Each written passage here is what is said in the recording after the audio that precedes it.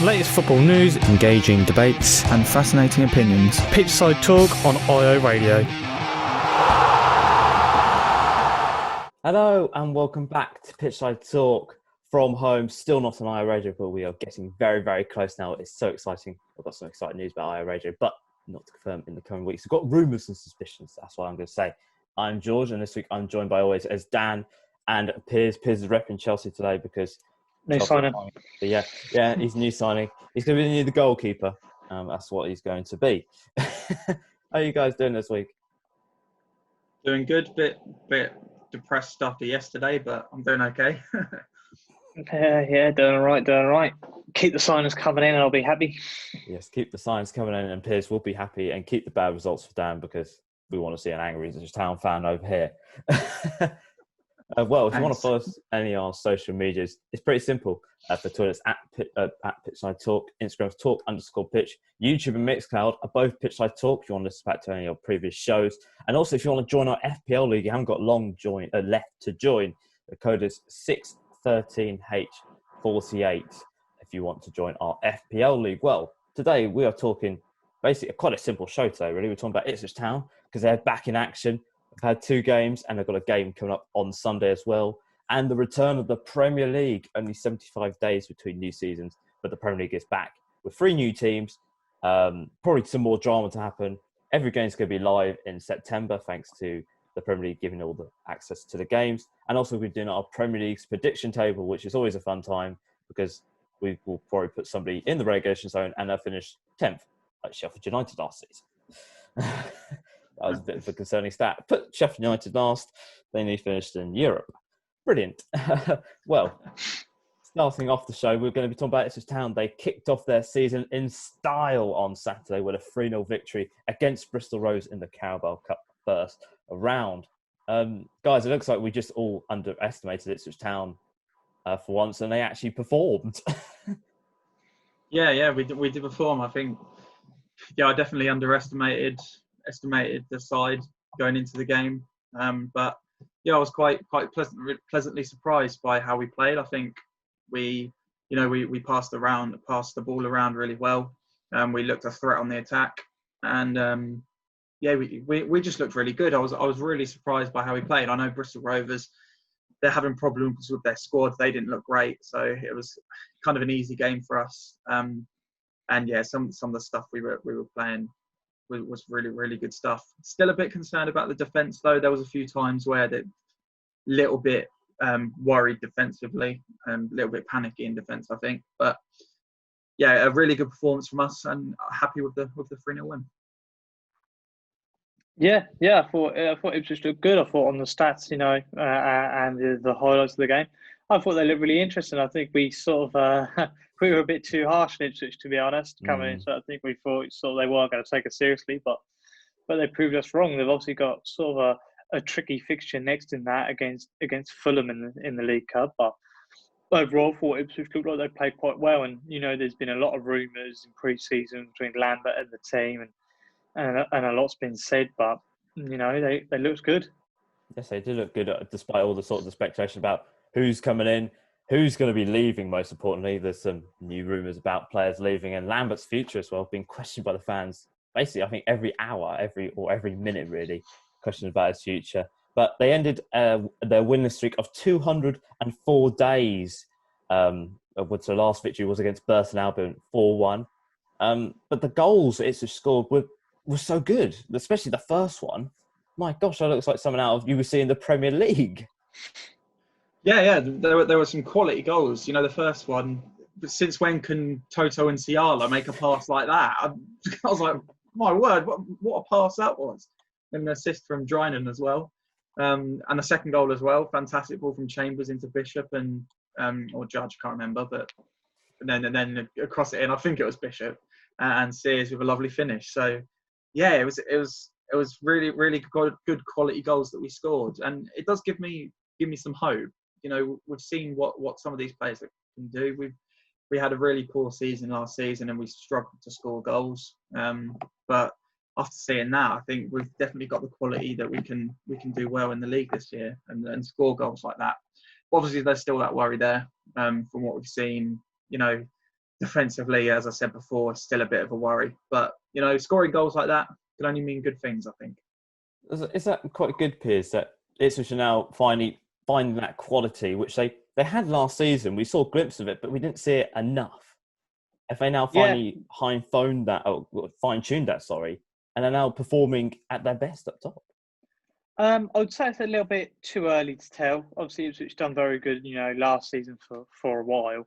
So I think it's early days still, but it's good to see that straight off the start. So it's a good start from them. They do look very good. They look like they're sort of working well as a team. They're obviously a good squad of players. They work well together. So it'll be interesting to see on the first game of the season and see how they do against sort of the teams that are going to be challenging for promotion and see how they can do in those big games. But so far, so good, I'd say, for Ipswich.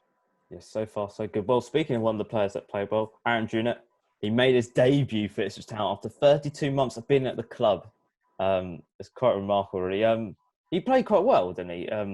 He put some very good performance in, especially with Norwood being out, possibly with continuous rehab. I know he's slowly coming back into the side. Jackson, he hasn't been featuring the last few games now. Ollie Hawkins is lacking some game time. Could this be his chance to really show Lambert, I am a very good striker and I should be playing for Ipswich Town and I should be considered as possibly a starting member, because he played quite well. Even though he didn't get the goal, but he showed some glimpses that he can improve.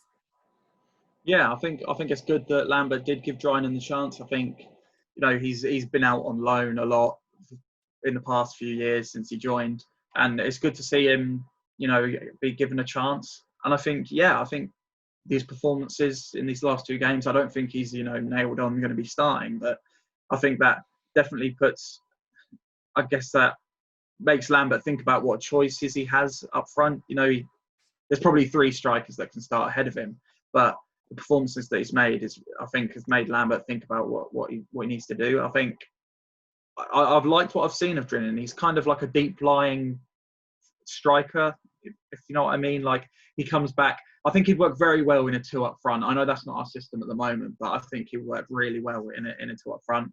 And he's been playing well up front on his own. So I think, it's really good to see. He's been unlucky. I think he could have scored in both the games that he's played so far. I think he hit the post yesterday and should have scored in the game against Bristol Rovers. So he's getting closer to scoring that first goal. And I think these two performances will give him confidence. And I think, he can push on and think that he can actually get into the first team squad this season. It's how much of a mental boost will this be for him? Because he's been out on loan a lot for Ipswich Town. He hasn't been sort of had a sniff of really being in the side. And now he's been in the side. He's really shown Lambert what he can do. That's going to be such a big mental boost for him, because we could talk about playing in League One on Sunday, possibly. Yeah, it's good for him and for Lambert, obviously for him himself, because, it shows that he can make it at this level, playing how he is. And it's good for Lambert because when you get to sort of January, February time in the season when players are getting injured and people getting injured, and you've got a lot of games in a short amount of time, just shows that he's got the depth, and that shows that that's a player that he can definitely rely on. So the goals will come. He just needs the time and just to stay confident, really. Well, at the start of the game, it was confirmed that Luke Chambers was playing right back. There's a lot of heavy criticism of him playing there. He put a very fine performance, rolling back the years, as some fans described. He scored as well. His celebration was quite strong, and he also criticised some people on social media with his sort of post of, was it more love, less hate, if I remember correctly. He's shown he still can play football at a high quality despite having those mistakes. But does he deserve as much criticism as fans give him?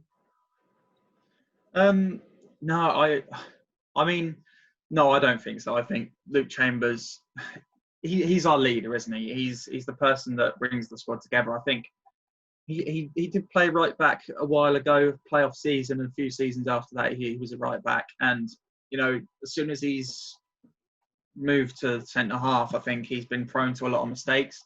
I believe that he was our best right back until Kane Vincent-Young. I really do. I think he was really good at right back, especially playoff season. I remember him being one of the standout players, and I just think, I don't know, maybe the manager was pressured to putting him at centre half, the manager that can't be mentioned. but maybe by the fans. I think the fans wanted him to play centre half. He moved to centre half, and he's prone to mistakes. So I think that I personally think he's more of a right back, which might surprise people. But from what I've seen in the game against Bristol Rovers, he had a fantastic game at right back, and I think he can play right back. But we've got Kane Vincent-Young coming back from injury now, so I don't think he'll be first choice right back. Obviously, I think he'll be put in at centre half again. But it was definitely rolling back the years. It's been a long time since we've seen Chambers at right back, and I think it was good to see. Yeah, I agree. He does a lot more, I'd say, off the ball probably than he does on it. Sort of, he's a leader of that team. He's been the captain for so long for Ipswich. He probably knows the club inside out. So it just shows, he's got passion for the club and he loves it. And he's a good player in League One. I think he's still a good player. Obviously, I liked him at right back, but this is sort of 4 or 5 years ago now, I guess. But he's still a good player. I think he's just a leader, and he does get a lot of criticism. To be fair, Luke James, he gets a lot of it, and I don't know if that's because he is the captain and they expect more from him. But he does make mistakes sometimes. But every player in that squad does. But he's been at Ipswich for so long now that I think he probably does deserve a little bit more respect. Well, thanks to his goal, Ipswich Town went through to the second round, and they have been drawn against Premier League side Fulham at home, which will be played next Wednesday, which is the 16th of September. That's going to be such a good tie, really. Especially if they get through to the third round. They got, you could say, quite easy opposition, really, in sort of Rochdale or Sheffield Wednesday, if I'm correct. Yeah, you are. So should they be really going for it? I know they won't have fans there. I think if they had fans there, it would be a sellout game, possibly, as a Premier League side. But should they really just go for it and just go like, we've got a chance here of doing something good here? Yeah, I really want us to go for it. I know it's going to be a massive test against Fulham, and I doubt that we'll win the game, but I think that we need to go for it. I really want a cup run. We haven't had a cup run in so long. I think the last one was when we got to the semi-finals in the cup against Arsenal. That was in 2011. So it's been so long since we've had a proper good cup run, and I know I probably would have preferred to have like a lower down team so we could get through the second round, because I'm not going into this game very confident. Obviously, it's a Premier League side. It's going to be a massive test, but I would like to see us put out a really strong squad and just go for it and see what we can do. See if we can get through and cause an upset. I'd really, really like to see us do that. There's an upset on the cards, Piers. Is there a big chance of upset here? Because I know Fulham they're playing Arsenal in their first home game of the Premier League season, which is on Saturday, and they might put a weaker squad out for Ipswich Town. So this could be a golden opportunity here. Yeah, I think it's a very good opportunity for Ipswich. Obviously, Fulham, have been a bit of a yo-yo club in the Premier League and the Championship the last few years. So I think they're going to really concentrate on staying up. And obviously, with what's going on at the moment, there's a lot of games being played in a short amount of time. So I think Fulham will definitely use some rotation. I think their main priority is going to be staying up, then sort of getting a cup run. Obviously, for Ipswich, their priority is going up. But obviously, I think there's still a chance for a cup run, and I do love cup runs, especially something like the League Cup, because that is something. Although it's far fetched, that's still something that's still attainable. Ipswich win that, then they go on to the next round. There's only there's not even that many rounds in that, so to get far isn't too hard. So I think Ipswich should do everything they can to see how far they can get. But I think there's definitely a chance that they can win this 100%. Yes, there is definitely a chance. Ipswich Town. Well, Ipswich Town played last night as well. They played in the EFL Trophy, I'm going to call it, because I don't know what its name is this time. It's been called the EFL Trophy by Ipswich Town, which is quite nice. Nice and simple.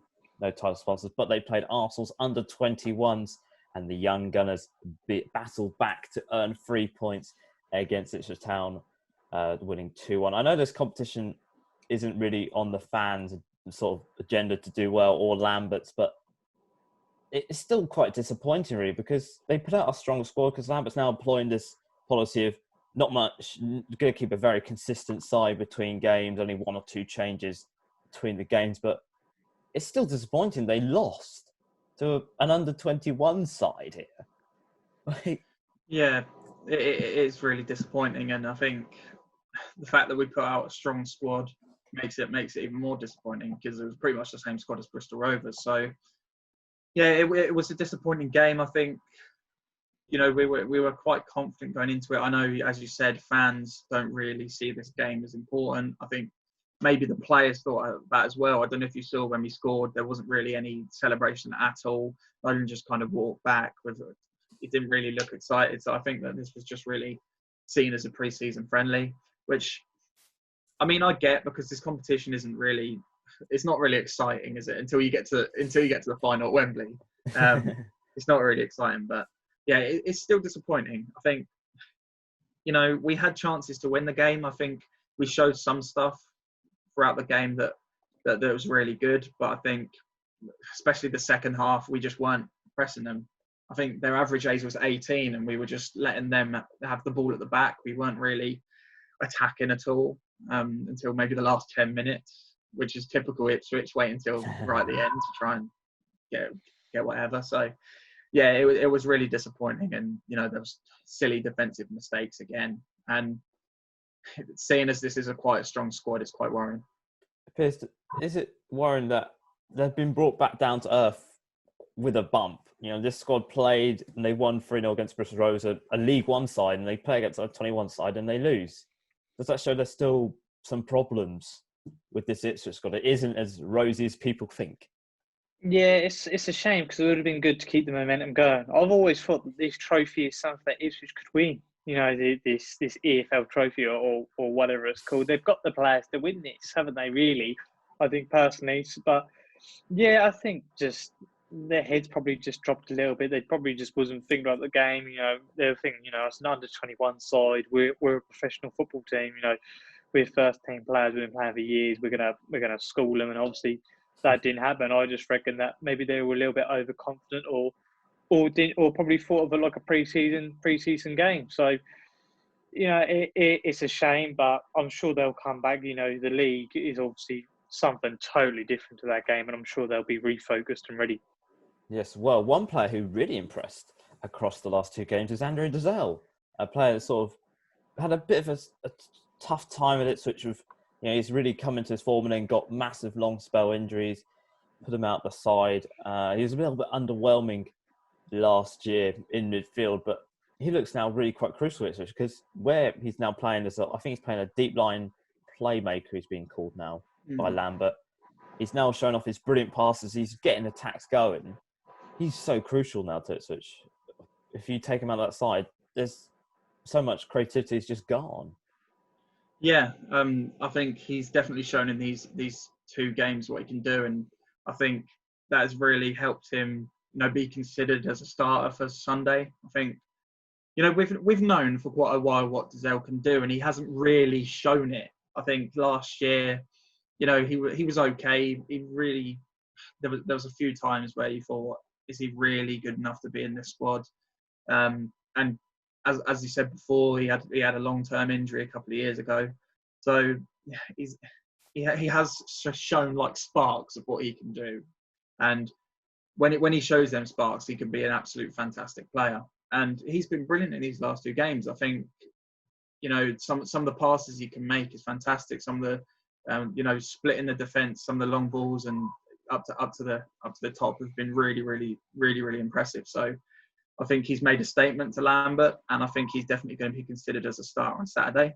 And I think he works well. I think a midfield of Bishop, Downs and Dazelle will be absolutely fantastic for the start of the season. I think he really works well with them two other players. So yeah, I'm really impressed by Dazelle in these last two games.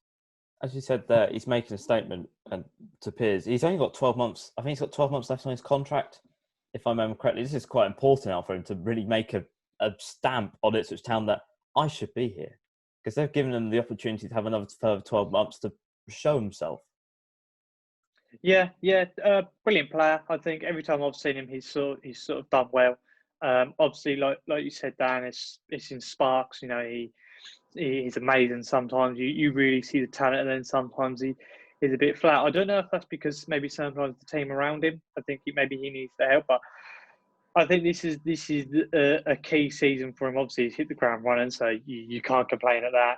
So he's definitely got to start, but it'll be interesting to see. It'll be interesting to see in regards to sort of if Flynn Downs, what goes on with his situation. It'll be it'll be a good season for Dazelle to sort of prove himself and become sort of the star boy for Ipswich if he can really get going this season.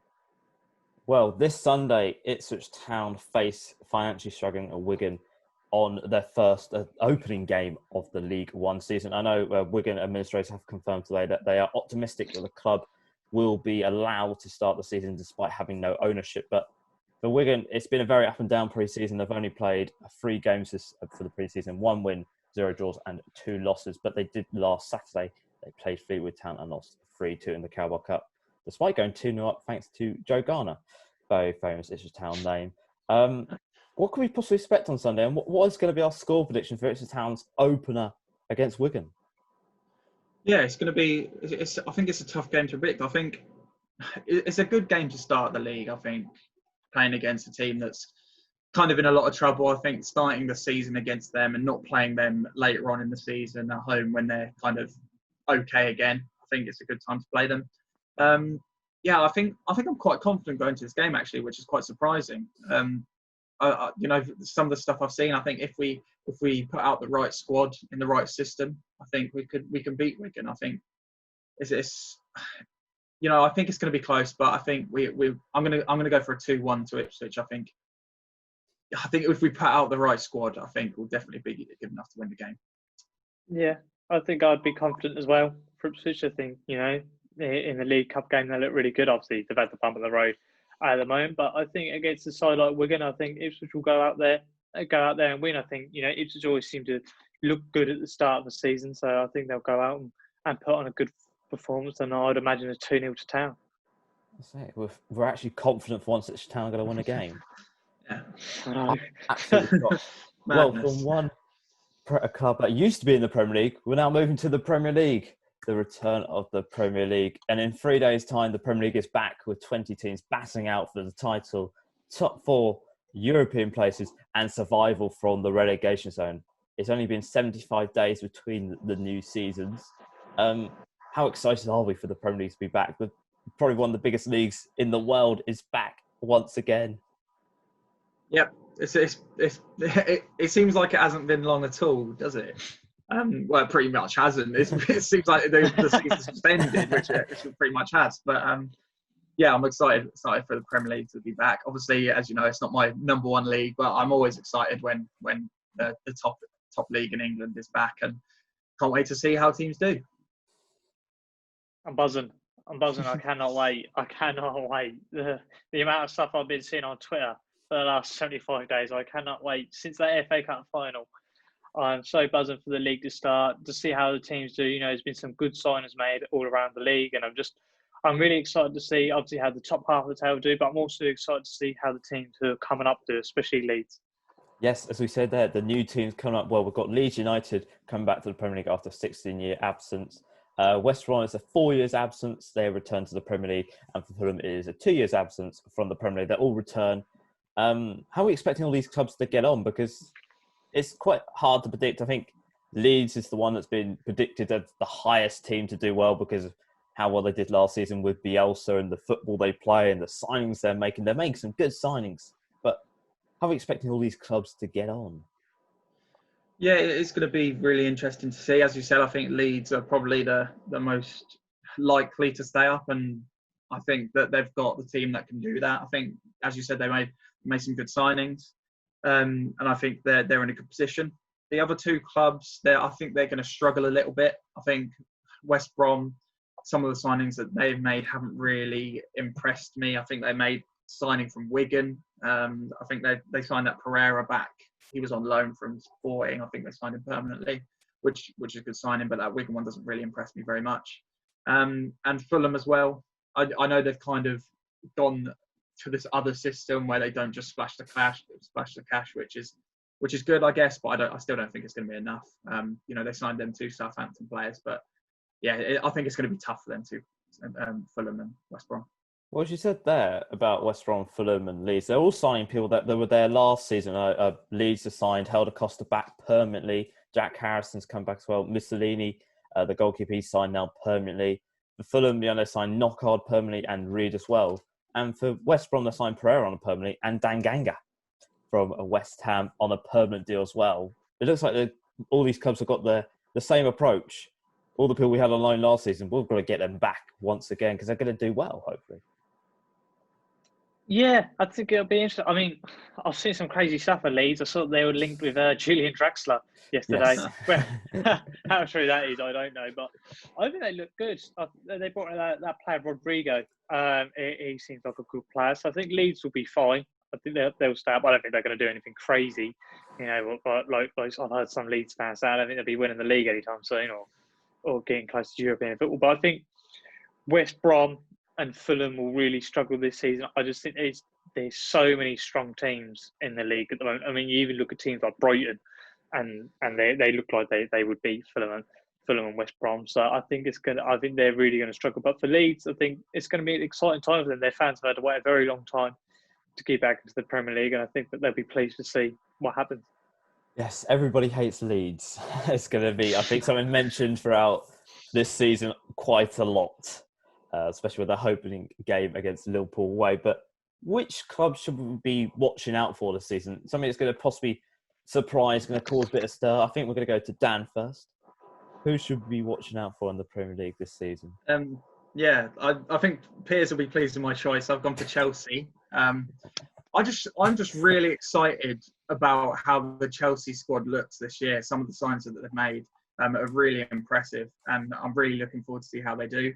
It's going to be interesting to see how close they can get to kind of the top two favourites. Obviously, we know who they are. But I think with the squad they have, they can really try and push on to get into the top two. And yeah, I'm really excited to see what they do. The signings of Werner, Havertz, Chilwell, I think is a great signing. Thiago Silva. It's just there's some world class players there, and it's really exciting to see, and I'm sure Piers is really excited to see it as well. I think the window they've nearly had a 10 out of 10 window. I know they haven't got the goalkeeper yet. There's rumours that's going to get confirmed very soon, as you said, Piers. I was just talking before the recording of the show, but they've had an impressive window. I can't imagine the window they've had. This is bonkers. Chelsea are back. They're splashing the cash once again. Yeah, that's what happens when everyone said we were going to finish 7th. You and Abramovich, I think, laughed about the ban. So now we're going full steam ahead, and we're buying everybody, and they're still not finished. I know we've got the goalkeeper and hopefully Declan Rice as well, but that would really be great for the team. But for a team that I think are also going to really do well is Newcastle. I think they look good. They've already had a strong side. I think the manager's done well so far. They're a bit topsy-turvy, but with the additions of Wilson and Fraser, which I think Fraser is an amazing signing for them. Personally, I think Newcastle's going to be really interesting. I don't think they'll get European football this season, but I think they'll be knocking on the door, sort of around that 9th, 10th place. I think they'll be trying to push it over the next few years. Obviously, they didn't get Kylian and Mbappe and Neymar that they were all talking about with the takeover, but. Yeah, I think Newcastle are going to be really interesting this season. I think they're going to play some good football. What you said about the Newcastle, they've finally come active in the transfer window. I think in the last 2 days they've signed 4 people. Jeff Hendricks on a free from Burnley. I know this doesn't set the world alight, but he was going to go to AC Milan at one point, so he must be doing something right in his career. Callum Wilson for 20 million, a very good Premier League striker from Bournemouth. He's shown he can do it. Ryan Fraser, a partner in crime as well, on a free. After being released from Bournemouth. And also yesterday, Jamal Lewis from Norwich. Liverpool wanted him. Liverpool found him a bit too expensive, but they signed him for 9 million. It looks like a little bit of an exciting time really in Newcastle because they've improved on some of the positions they were weak in. I know they were weak up attack. Joe Linton hasn't sort of shown what he can do for 40 million, but Newcastle look like they could be an upset side. They could upset teams again. Yeah, I'm really looking forward to see how Newcastle do. I think the signings that they've made are really good. Obviously, as you said, they kind of lacked in their attacking. Well, I mean, they were okay. They didn't do too bad last year. I predicted them to get relegated last year, which didn't happen, of course. But that was kind of their weaker area. So signing Callum Wilson, I think, is a massive signing for them. He was great for Bournemouth, and I think that's a really big signing. Fraser as well is a fantastic sign as well. I've seen him live at Ipswich, and he's probably our best player in the last 5 years. So yeah, I cannot believe we got him on loan. But yeah, he's an amazing player and will do really well for Newcastle. Jamal Lewis as well. I've seen him play against Ipswich, and he's a fantastic young fullback. And Liverpool were interested in him, and he went to Newcastle. So I think that's a fantastic sign as well. So yeah, I think they could be really excited, and it's been a really good transfer window for them. Yeah, they will look very good, especially with Lewis, and they've also got Danny Rose, haven't they, as well? Another great player. That Saint Maximilian Mayer, or however you should pronounce his name, he's another class player for them. So I think they look good. I don't think they'll have sort of like a season like Wolves, but I still think that they'll be close. And I think if they can still build onto the team over the next 2-3 years, I think they can start looking at Europa League. With my cash in charge, that will never happen. Well then, it's now time for the Premier League table predictions. This is where we always put somebody down in the relegation zone that shouldn't be there, and some surprise will happen, and we will predict what the table will look like on the 23rd of May. So then, guys, who wants to start off? I'm going to be joining as well on this. I decided to throw my hat into the ring and do some dodgy predictions. So we're going to start from 20th. Who is going to be finishing, unfortunately, bottom of the Premier League this season? I'll go first. Right. 20th place, I have put West Brom. Okay. I don't think they've made enough signings, really, enough good signings, and if they're going to struggle, I think West Brom are going to finish bottom. Yeah, I totally agree with Dan. I'll put West Brom at the bottom as well. I know last season I think I put Sheffield United at the bottom. I'm going to put West Brom at the bottom. I just don't think, once again, I don't think they've done enough. I don't think they will look strong enough in the Premier League, and I think they'll go down. I have put West Brom at the bottom as well. I think they'll have some good moments, but there's nothing that excites me about West Brom. I feel that Sam Bench will probably be gone. It's probably halfway through the season, like West Ham. Their kit looks awful. Ideal. Boilers as a sponsor. You just know your club's not doing well when you're sponsored by a boiler company, unfortunately. But yeah, they haven't done anything to excite me. They've signed some good players, but I don't think it's enough. I think there's stronger teams around them. So, moving to a 19th, who is going to be joining West Brom in the relegation zone this season? Right, so I have gone for another promoted team in Fulham. I just think these two teams are not good enough to stay up this year, and Fulham, they've signed two decent players from Southampton, I think, and Knockout as well, but it's just still not enough. I don't think their squad is good enough to stay up like West Brom. So yeah, I think Fulham will go down as well. Yeah, I'll pick Fulham as well. I just don't think, once again, exactly the same as Dan. Brought some players in. Don't know if they're good enough. I think Fulham have got a bit of a reputation at the moment. I think they're a bit of a Norwich, sort of going up and going down. They can't seem to solidify themselves in the Premier League. So, they could shock us and just stay up, but I think they'll go down. Well, I'm following you guys on this. I've gone for Fulham as well. Yeah, I don't think they've improved much, but I think they're going for a new approach. I don't think they'll be as bad as they were last time in the Premier League, but I don't think it's still enough. I think they're in the West Brom, really. So then, who is going to be joining West Brom and Fulham in the relegation zone this season in 18th? This is one where we always predict wrong. I think we said Newcastle last year, and Newcastle did well, but who's going to be 18th in the Premier League? Right, I have gone for Aston Villa, which might be surprising, and they have signed Ollie Watkins for 28 million today, so maybe that's the wrong prediction. But I just think last season they did really well at the end of the season to stay up, and obviously they only just stayed up. But I just think they'll have another similar season to last season. And I don't think it's going to be enough in the end. I think there's teams better than them that will stay up, and it will be a bigger gap between 18th and 17th. So I think it will be Villa to go down. I've gone for West Ham. I think, yeah, I know. I think they've been having troubles over the last few years. I think if they lose Royce in the transfer window, I think it's going to be a big blow to them. I think, they're going through managers left, right, and centre. They've got David Moyes in charge. I just think they've got a lot of problems with West Ham. I think it's been on the cards for the last 2-3 years, and I think this will be the year that they go down. Piers, I'm not copying you here, but I have gone for West Ham as well to go down. They don't look good, and I feel that what's going on in the club at the moment, especially when Danganga was sold, the captain Mark Noble tweeting about it. Everybody wants all their owners out. It looks like it's just a toxic atmosphere once again at West Ham, and I think that's just going to be their downfall. They're going to be finishing 18th. Well, get the Netflix series. Yeah, they could be on Amazon Prime, all we know. All or nothing West Ham. Oh, I love to see that series. Who's going to be in 17th, just surviving the relegation zone? I have put West Ham in 17th. Ooh. I think that, I agree with everything you say, but I still think their squad is still just good enough to stay up. I think, they're having a really bad time at the moment. Obviously, their owners, they're not happy with them. But I think that they just have enough to stay up. So I'm going to put them 17th. I might be completely wrong there. I've gone for Southampton, personally. I know it's a bit of a funny one. I just think sort of they lost a few players.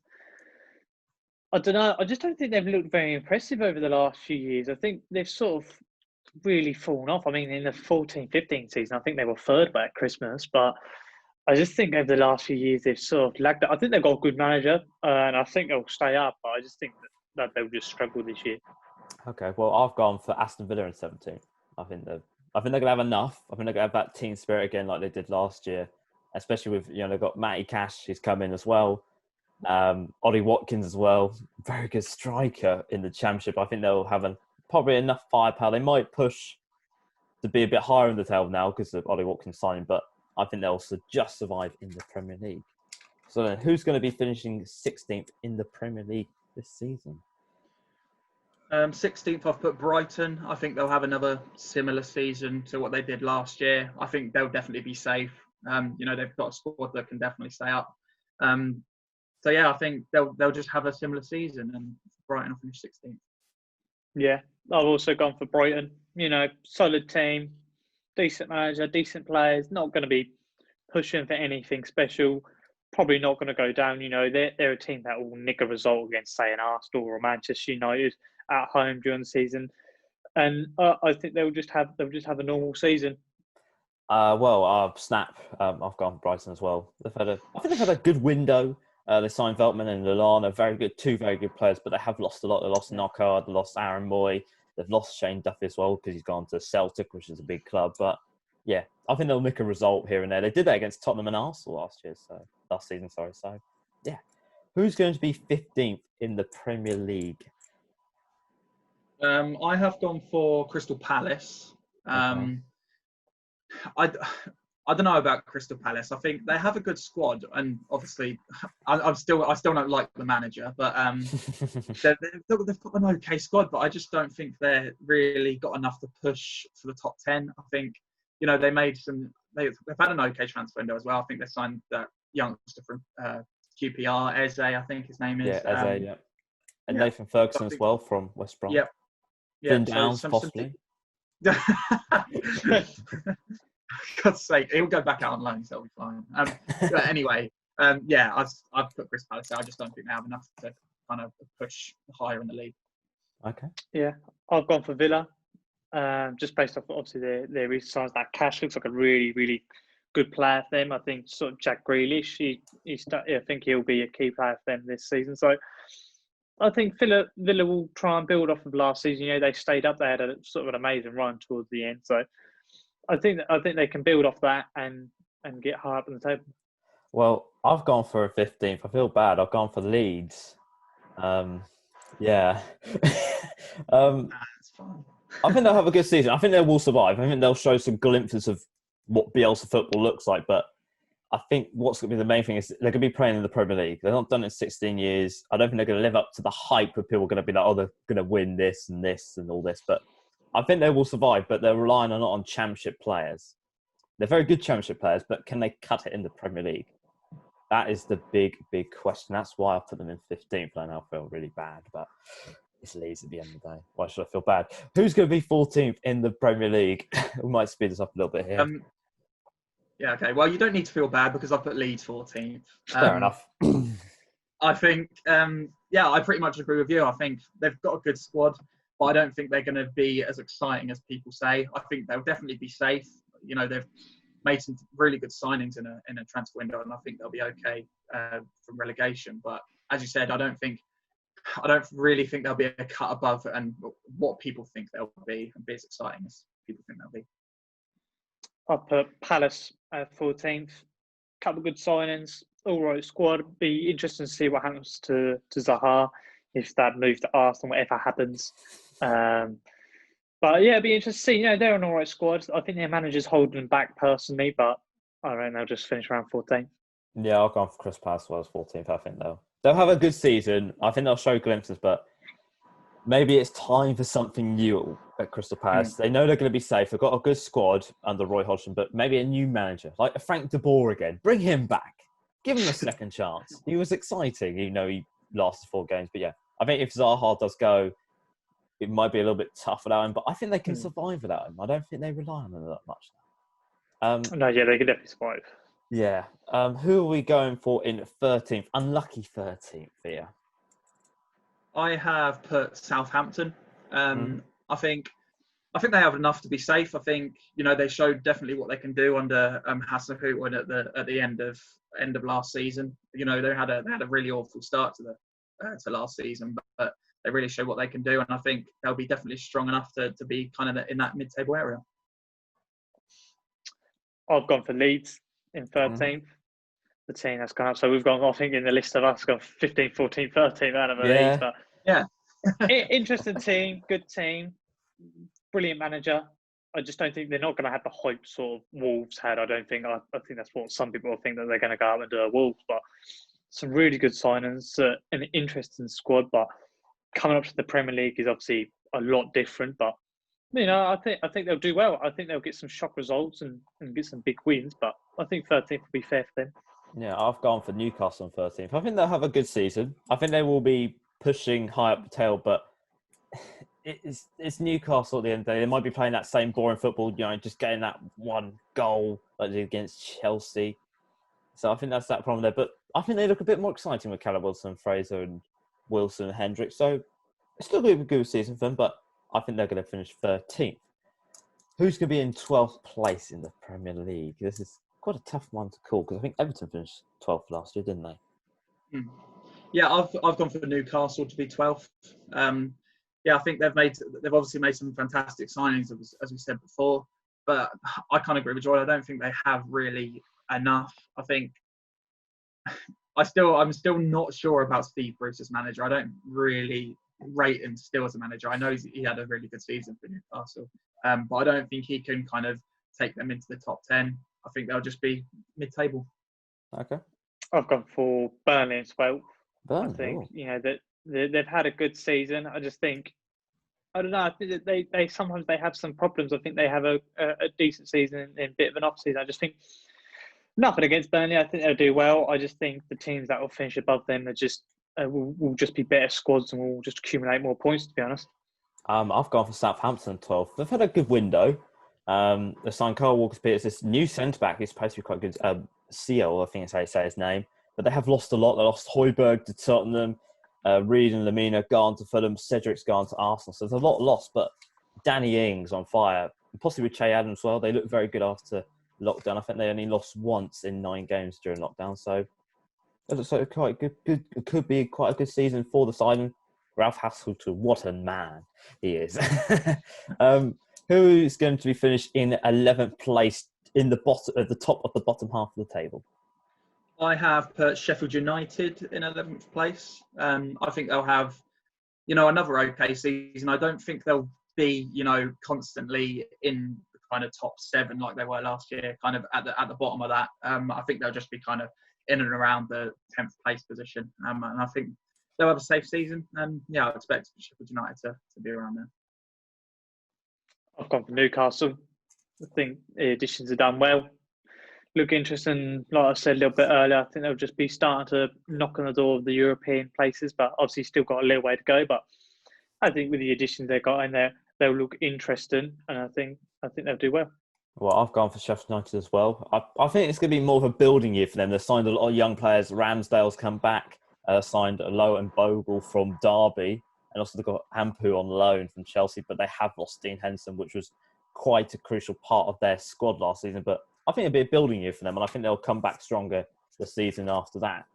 So who's going to be finishing in 10th place in the bottom half of the top table? It's very weird. I think I have put Burnley 10th. I think they'll have another good season. I think, Burnley, they're kind of consistent. I think they seem to be kind of near the bottom, but then kind of get back throughout the season and kind of finish around that mid-table area. I think they've got a really good squad, and I think they'll finish 10th. I'll put Everton. I think I don't care what players Everton buy. They can buy the best players in the world. I still think they have the same sort of problems. It seems every year. I mean, an amazing signing in James Rodriguez, and they got an amazing manager in Ancelotti. But I just think it's just I don't know what it is at Everton, but they never seem to perform to where they will be. I think they will do average this season, and I think 10th place will suit them. Okay, well, I've gone for Burnley. They've had a bit of a weird window. They haven't been able to sign, but I think Sean Dyche just sort of said that this is the toughest window he's had. They've only signed Will Norris. What a great goalkeeper he was for Ipswich Town. They lost Joe Hart, Aaron Lennon, and Jeff Hendricks, all on three crucial players for them. But I think I'm going to go for a very bold prediction. I think it's going to be Sean Dyche's last year at Burnley. I think this season's going to be his last because he's going to have enough of that board, and he's going to go, and Burnley are going to be awful next year. But I think they will finish 10th. Who's going to be finishing in 9th place in the Premier League? This is quite a bit of a controversial one for me, but who's going to be finishing in 9th? I don't know about this one. I've put Leicester 9th. I think, they had a fantastic season last year, and they kind of just dropped off at the end, and they were unfortunate. They'll be in Europe this year, so I think that may have an effect on them, and I don't think they'll be as good as they were last year, unfortunately. I think they'll just kind of be in and around that 10th place.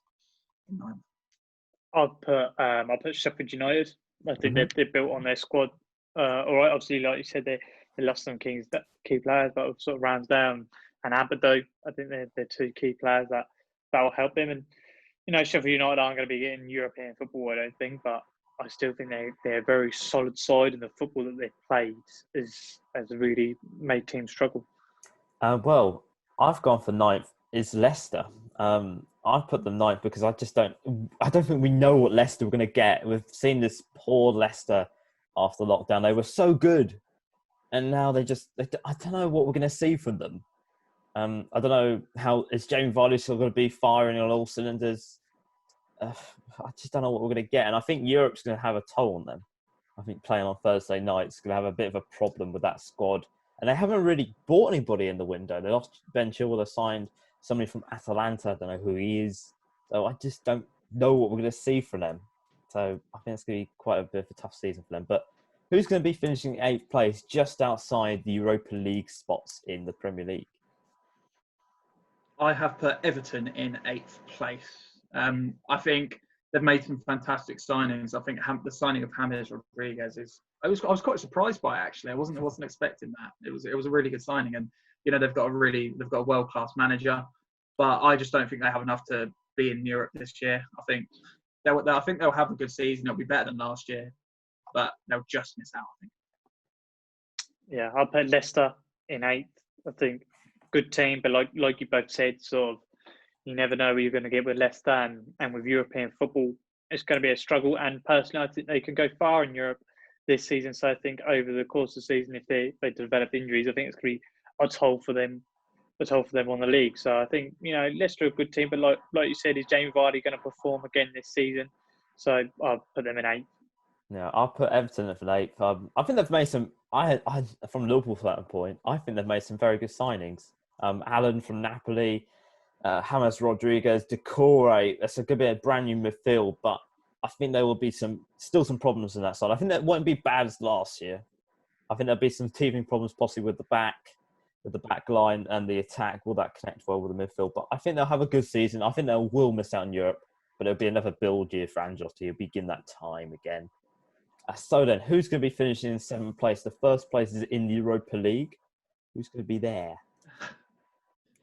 I have put Wolves in 7th.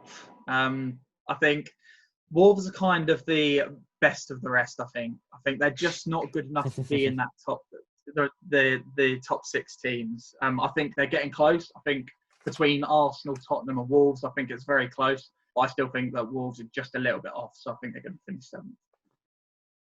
Yeah, I totally agree with that. I put Wolves in 7th. I thought it was a close-up between them and the team that's going to come up next. I thought it was very close. But yeah, I think this is going to be the point where they might start to lose players in the next few windows. So it'll be interesting for them. But Wolves obviously a very, very good side. They've really impressed. I mean, they were only in the Championship a couple of years ago, and I think they really want to try and get European football again. So I think 7th is fair enough.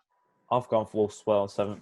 I think it's fair enough for now. I think they'll have a good season, not being in Europe, be able to focus on the Premier League. They made some quite good signings in Fabio and Silva, who is quite an exciting player. Also, Marcel as well from Lyon. So some experience in the side there, but they have lost Matt Doherty and Helder Costa as well, to rivals in the Premier League. But yeah, I think it'll be a good season then. But they don't have that, that clinical edge like the top 6 do. They lack that very slightly, but that'll come over time, hopefully. So who's going to be finishing in 6th place? The top 6 now, the most hardest, I think, top 6 to predict, but who's going to be in 6th place this season? I think, for me, 5th and 6th was the hardest because it's obviously between 2. And I didn't know which order to put them. So I put Tottenham in 6th. I think some of the signings that they've made, I think, they're good players, but they're not standout. I think we talked about that last week. They're not really standout world-class players that can really affect the squad. And I think, I don't know, I think if they have another season, outside of the top 5, I think the fans will start to get fed up with that, I think. But, yeah, I do think they're going to finish 6th this year. I'd put their rivals Arsenal in 6th. Ooh. I think, there's a lot of hype behind this squad, but I just don't think the players that they've signed are amazing. Obviously, they're still waiting on that Aubameyang deal. I'm sure that will get signed, But players like Maitland-Niles are looking really good at the moment, so that'll be interesting for them. And obviously, Arteta, he's a good manager. But I don't think the squad that they have is good enough for the long haul. Arsenal, they always start off well and everybody hypes them up. But I just think over the long run, I think they'll struggle again. I've put Tottenham in 6th as well. I think they've made some good signings. Not signings that are going to set the world alight, but they're Jose players.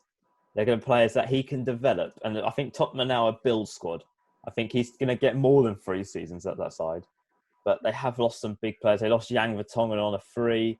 That's still something quite hard. They haven't signed another striker to replace Harry Kane if he gets injured. So I think they're going to be lacking that. I think if they get another striker in, I think they can finish higher up the table, possibly push the top 4. But I just don't see them doing that.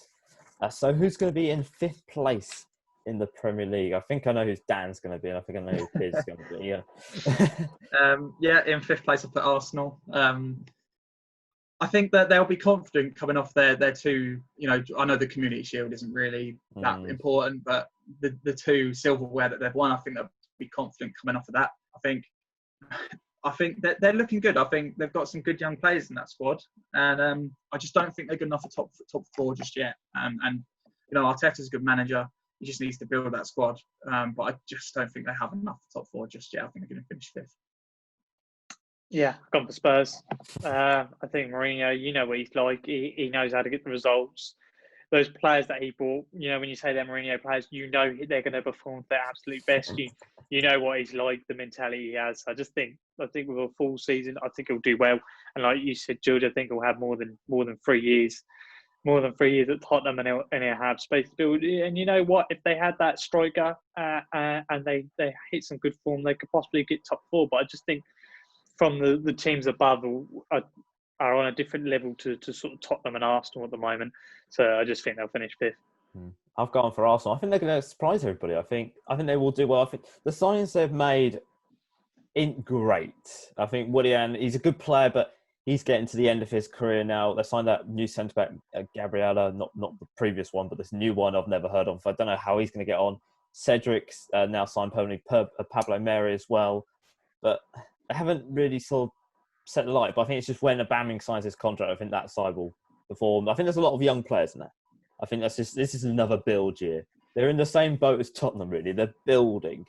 Something's going to happen soon, but I think he'll have a good season, Arteta, under Arsenal. Well, who's going to be finishing in fourth place? The first of the Champions League spots is what every club in the league wants. But who's going to be finishing fourth? I've put Manchester United to finish fourth. I think they're as we know, they've got a good squad and they've got quite an exciting team at the moment. And last year, I was quite surprised how quickly they managed to get into the top four. I know the addition of Bruno Fernandes, of course, to help that. But I think Man United are definitely good enough for top four, but I don't think they're good enough to against the other three teams. So I think they're going to finish fourth again. Yeah, I totally agree. I've gone with Manchester United. I think they're only sort of 2-3 players away from starting to think about pushing for the title. I think that after lockdown, I thought they played really, really well, as it pains me to say. But I think Manchester United, they play some good. I mean, Mason Greenwood is an amazing player that's coming through with the squad. Obviously, you got Fernandes. I think Pogba will start to come alive this season. Obviously, they got Van der Berg. They're linked with the left back from Real Madrid, who's at Seville, Rugali, or however you say his name. He's another key player for them. So I think Manchester United will look good. I'd like to see how De Gea does this season, but I think overall Manchester United will have a really good season, and I think fourth place will be fair enough. Well, I'll go on for Manchester United as well. I don't think they have enough to sort of push this top three. I think they're a solid fourth. I don't think they have any troubles from fifth and sixth, but I do agree they are one or two signs away from being the Manchester United of old, which it pains me to say that because I absolutely hated that Manchester United side. But Yeah. I feel very jealous of their signing of Van der Beek. He's going to be a very good player, but I think they need that.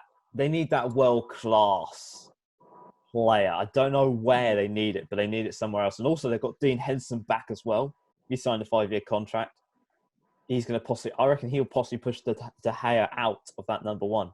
I reckon if De Gea makes one mistake, he's thrown in there and he's going to excel, which pains me to say because I don't want to see a Manchester United excel.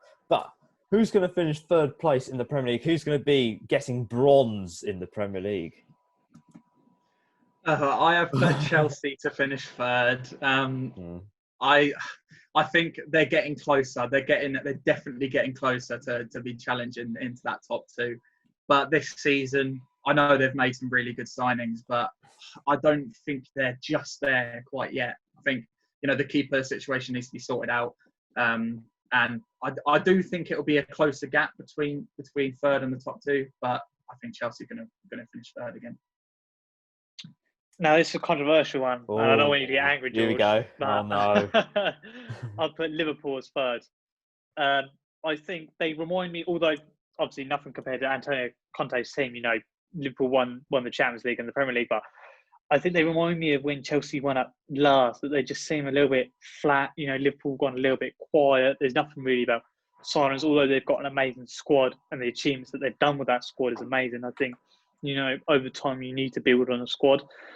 Obviously, an amazing team, and Thiago is still a possibility of coming in from Bayern Munich. But I don't know with Liverpool. I think Man City are going to have a lot of pressure on them to do well in the Premier League. And I think Chelsea will look amazing, obviously. But I think Liverpool, they're still going to challenge, don't get me wrong, and they're an amazing side and they could easily win the Champions League again. But I just think they'll fall off. Now they've achieved it, that they've been trying for so long, I think there'll be a bit of a comeback. Yeah, well, I'll put in third Chelsea. I think this is going to be an exciting time for them. I think it's going to be a 3-horse race. I don't think it's going to be top two. I think they're going to join that battle. I think they're going to, if they don't sign that goalkeeper, I think the biggest thing is here, they haven't signed a goalkeeper yet. If they don't do that, they're going to finish third. But if they get this goalkeeper in, they're going to be much better. I think they'll be pushing second, even first. I think they could be leading at some points, but they haven't got this goalkeeper now. That's why I put them third. But they've got such an exciting young side. Havertz, oh my God, Werner, Ziyech. just there's so many players here. Roman Abramovich is just he just keeps constantly putting money out of his hat, and Lampard's just like quality players everywhere, please. But yeah, who's going to be finishing second in the Premier League? Who's going to be the bridesmaid to the champions of the Premier League this season? I'm sorry, George, but I put Liverpool in second place. Okay. I agree with Piers. I think they've been really quiet this summer. I think they haven't really. I know they've been linked with Thiago, but there hasn't really been much news, has there? And I think you really need to build on your squad to get that second title. I think it is going to be close. I really do. I think it'll be a two-horse race between these two clubs. But I just think that Man City are going to have a good season, and I think Liverpool are just going to fall short. Only just though. Okay, Piers, who's going to be your bridesmaid in the Premier League this season? I have gone for Manchester City. Oh no! It's not biased at all. I think personally that they are going to be concentrating on the Champions League so much with Pep Guardiola. After everything that's gone on with him, they have got to win that. I think his job is on the line with that Champions League if he doesn't get to a final. And I think it is going to be so important for them. And I think there's a lot of pressure for them on the league as well. And I don't think that they're going to be able to handle the pressure of Pep personally. An amazing team, don't get me wrong, but I just think it's time. I think tides are about to change in the East Premier League, and there's going to be a new dominant team. I feel bad now. I've put second place Man City.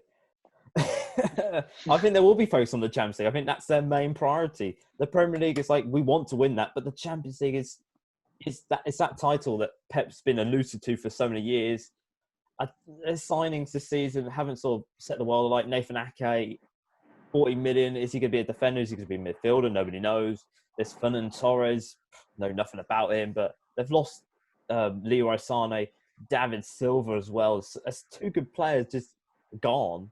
And if they don't sign Koulibaly, that's going to be a bit of a problem with their back line. But yeah, I feel bad now. I've gone biased as well. But so then, who's going to be finishing top of the tree in the Premier League? Who's going to be the Premier League champion for the 20/21 season? That sounds weird to say already, but who's going to be the champion? That's weird. We've all gone for different. I can't believe that. I've gone for Man City. I do think they want to do better in the Champions League, and they might concentrate on that. But I think the signing of Ake is underrated. I think that's a good signing from them. 40 million maybe a little bit overpriced, but I think that is a decent signing from them.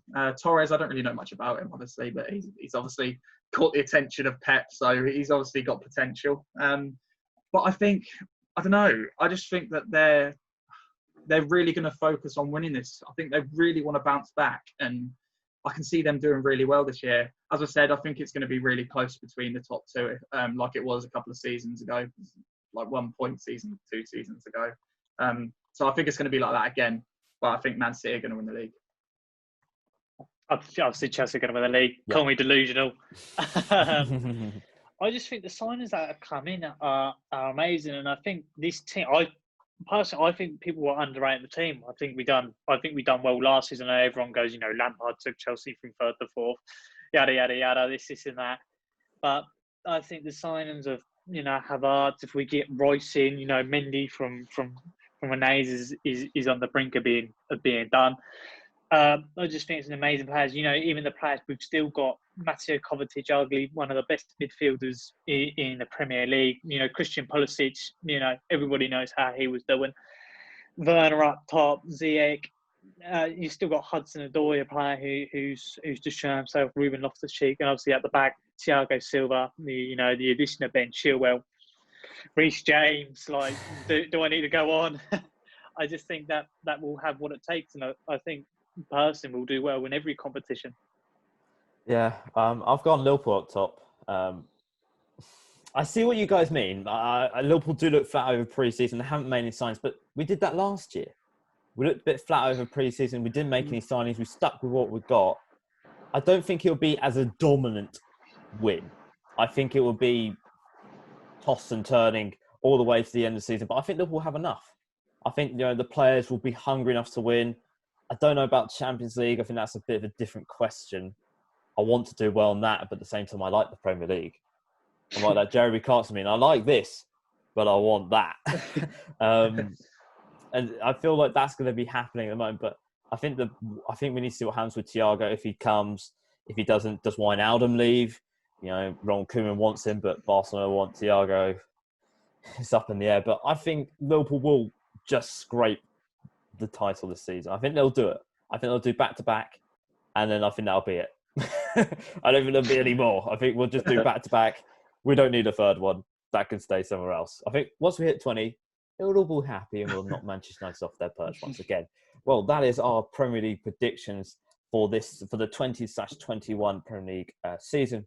And before I forget to go, we better just do a quick football roundup. And we had England. They played 2 matches in 4 days in the Nations League. Firstly, they beat Iceland 1-0 thanks to a Sterling penalty, but it was nearly denied by an Icelandic penalty, which went over the bar, which was conceded by Joe Gomez, which has now continued the feud between the two players, rumouredly.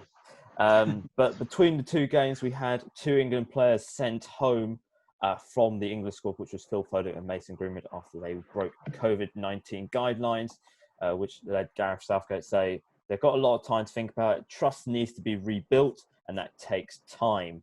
There has been consequences of what's happened, but we have to help them rebuild. This doesn't mean they have gone for forever. As this was their first debut for both of the players. Also, they played last night against Denmark, which was a 0-0 draw. Davies was given out to Connor Cody, Phillips, Jack Grealish, Dan's pretty happy about that, and Maitland-Niles as well for the first time. This is the first time England have named 4 debutants in a non-friendly since October 1962. But the fans did question the lack of creativity and chances that England did make. But Gareth Southgate is not concerned about that, because he said that happened against Iceland and we still won. So he's saying that there's time still needs to be rebuilt between the players. But that is everything for today's show. Hope you enjoyed. If you want to follow us on any of our social media, it's pretty simple. Twitter is @Pitchside Talk. Instagram is talk_pitch. YouTube and Mixcloud is Pitchside Talk. And if you want to join our FPL League, which I highly recommend you do, because if you win a Sports Direct mug from me personally. It is 613H48 is the code to join our FPL League. Well, guys, I want to say thank you for joining us today. We'll see you next week. We'll talk about Ipswich Town probably losing. The Premier League's back, and the Carabao Cup. Hey, we all love the Carabao Cup. Yep, I'll be back next week. Definitely. Well then, I've been George. We'll see you next week, and ciao. Yeah. Cheers. The whistle has been blown for full time. Tune in next week for another jam-packed show.